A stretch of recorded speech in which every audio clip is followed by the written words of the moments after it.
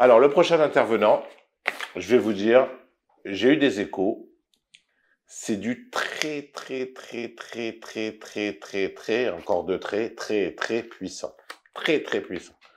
Il faut s'accrocher. Voilà, mettez-vous à l'aise, détendez-vous, servez-vous un petit verre, je sais pas, ce que vous avez sous la main, whisky, Boucha, Phoenix, et écoutez bien, parce que là, il va falloir rester. Si vous avez une ceinture de sécurité, vous l'accrochez, d'accord? Et vous êtes prêts. On part sur de la Kabbalah, mais à un niveau, à mon avis, ça va être, bon, vous le connaissez tous, hein, c'est le Rav Yitzhak Peretz. On sait qu'on doit s'accrocher déjà en temps normal. Alors là, il va nous faire un truc sur, je vous en dis pas plus. On se revoit après la vidéo.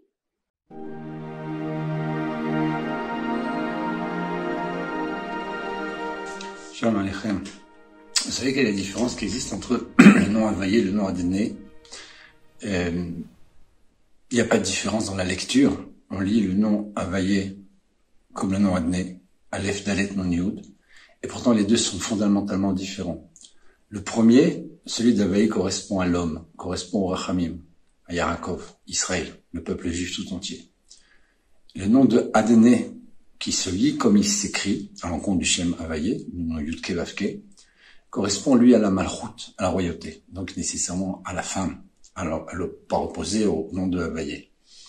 L'un dans le carré, l'autre dans le rond, l'un dans le Rachamim, l'autre dans la Gvura, la Malchut, donc l'un dans la miséricorde et l'autre dans la royauté, qui est liée avec la Gvura.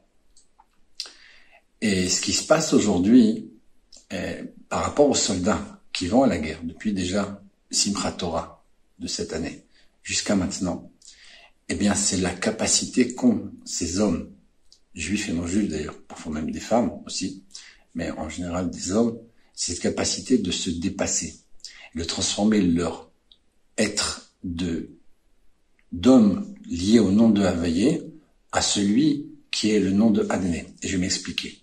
D'après le Sod, on peut comprendre que l'un et l'autre sont fondamentalement différents parce que dans la création, celle que Dieu a réalisée, la femme a dans son essence une capacité que l'homme n'a pas. Elle a cette capacité de donner naissance. Or, pour donner naissance, elle est obligée de rentrer dans un état de danger. Il y a, et ça tout le monde le sait, mais il y a un danger réel, imminent, dans la conception, la grossesse, l'accouchement, encore plus, mais même dans le temps qui va suivre, d'après la Torah, pendant 24 mois, pendant 2 ans, qui vont suivre l'accouchement. Cette capacité qu'a la femme de donner la vie en risquant elle-même le contraire de la vie est une capacité féminine qui est inhérente à son état. La grossesse, la procréation, la naissance, donner la vie, c'est ce que sait faire la femme de façon naturelle. Et on va aller même encore plus loin lorsque la femme a passé un accouchement qui parfois est très difficile, voire dangereux.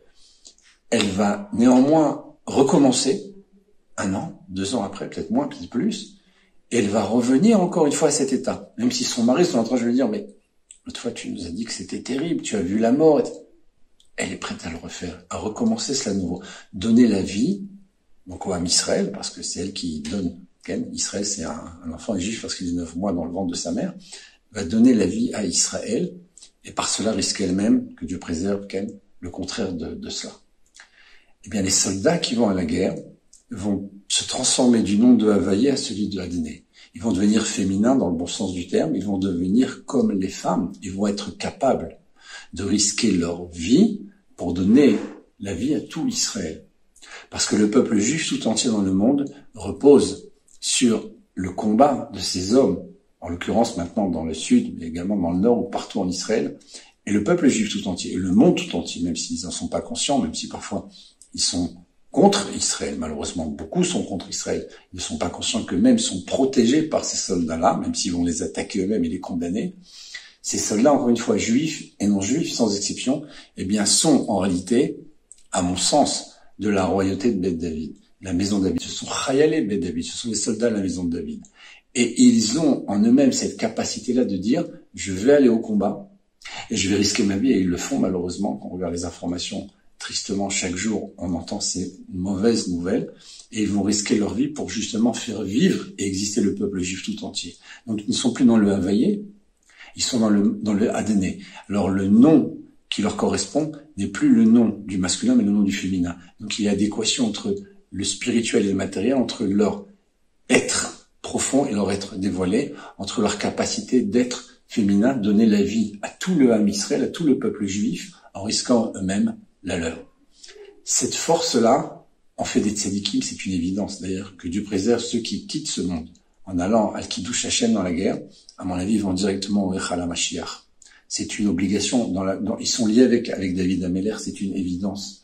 Le Gilgul de cette génération, à mon avis, ce sont les soldats qui vont se battre chaque jour pour protéger et donner le calme et la paix au Ham Israël. Cette force-là, encore une fois, on l'a expliqué maintenant ici, c'est pas une force naturelle. Il y a dans la nature de l'homme une volonté de vivre. Un jeune de 18 ans, 19 ans a la vie devant lui. Comment peut-il envisager d'aller au combat et être conscient, parce qu'ils en sont conscients, qu'il risque de ne pas revenir, que Dieu préserve? Sacrifier sa vie, c'est quelque chose qui est contre nature. L'homme veut vivre. Tout être vivant veut vivre. Même un moustique, un animal, l'homme est chané. Si vous allez l'agresser, il va sauver. Le moustique s'envole, la bête se sauve. Il y a un instinct de survie dans l'être vivant. L'homme a plus forte raison, avec sa compréhension, avec son essence, encore plus un juge, puisqu'il est là pour accomplir des mitzvot, la Torah, etc. Donc il a cette conscience-là absolue. Comment un homme est-il capable de réaliser cela? Eh bien justement par le fait qu'il va entrer dans le Messirut Nefesh, le don de soi, qui est le don de soi de la femme, qui, en donnant naissance, va risquer elle-même sa vie. Cette force-là, on l'a dit, donc, fait passer le nom de Havaïe à Adné. Havaïe, Yud Kevavke, se lit comme Adné. Mais c'est pas sa lecture, ce sont pas les lettres qui sont marquées là-bas. Donc, c'est un travail.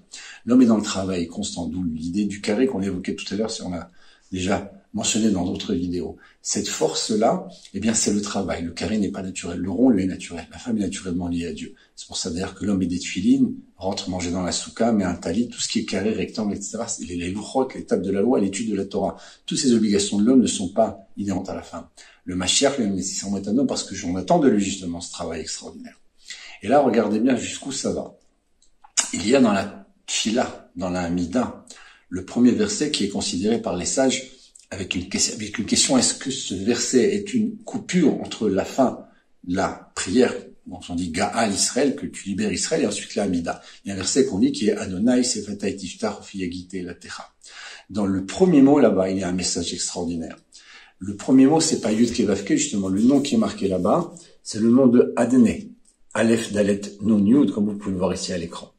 Or, ce mot-là a comme origine tous les niveaux, ou presque tous les niveaux, des hommes qui représentent le Mashiach depuis Adam Rishon jusqu'au David Améler.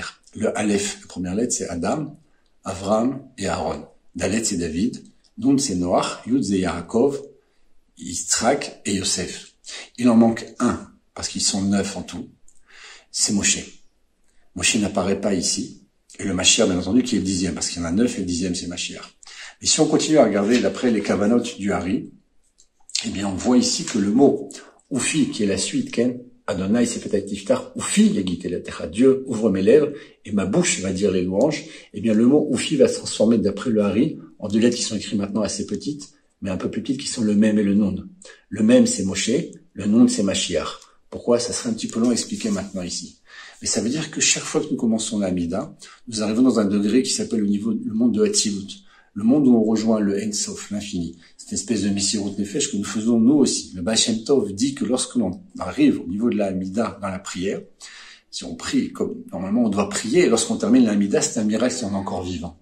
Parce que si la personne prie avec des écoutes, avec attachement, et arrive à réaliser la Tfila comme elle devrait être pour chacun de nous, lorsqu'on arrive dans le monde de Hatzilut, c'est un doute si on va pouvoir redescendre à suite et retrouver notre vie normale, tant la lumière et la force est importante dans cette prière-là du Shemona Esrei, donc de l'Amida.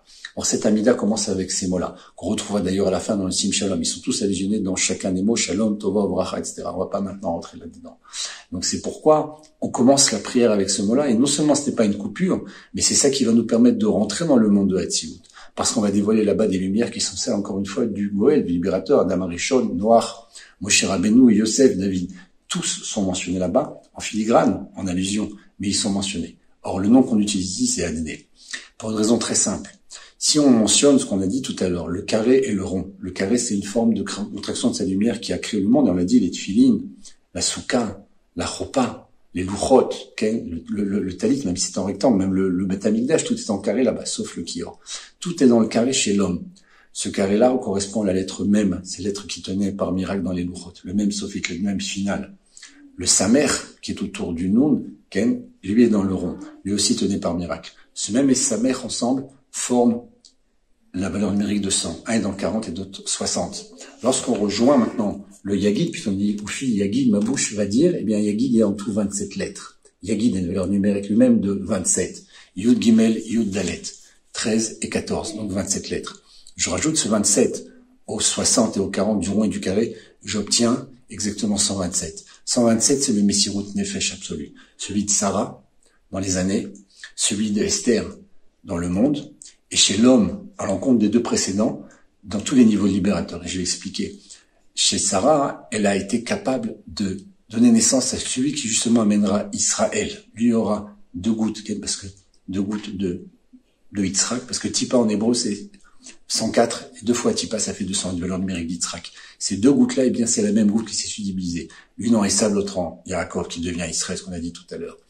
Lorsque Yitzhak, lui, va être en danger, Sarah va comprendre qu'elle va devoir faire un travail particulier, et on ira jusqu'au la Hakeda, au sacrifice ultime qui n'aura pas lieu, mais qui donnera chez Sarah un choc qui fera qu'elle quittera ce monde.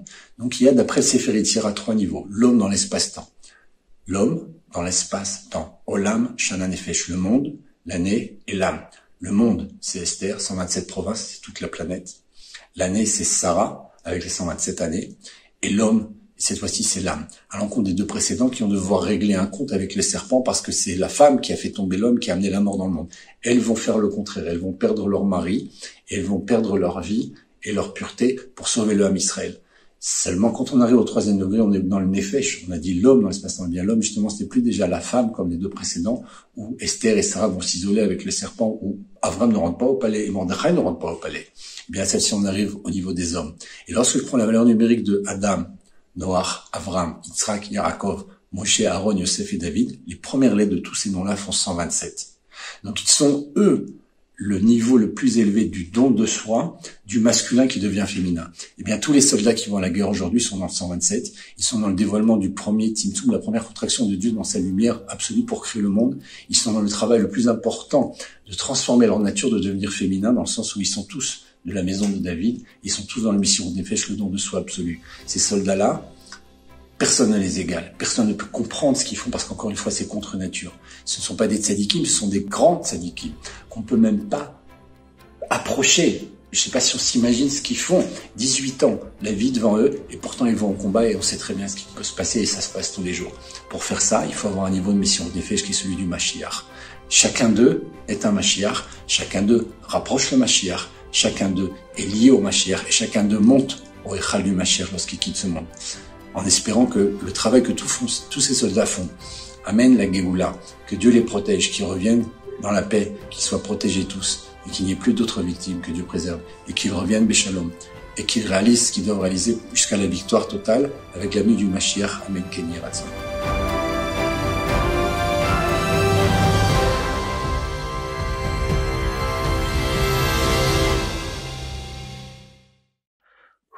Je vous avais dit ou pas? Eh ouais les gars, ah, ça c'est du lourd, hein. Bon, alors, il y aura une interro après, hein. Je compte sur vous. Après, il y aura une interro, on vous l'envoie, vous répondez. Celui qui répond, eh ben, il devient rave. Voilà, je vous dis, il devient rave.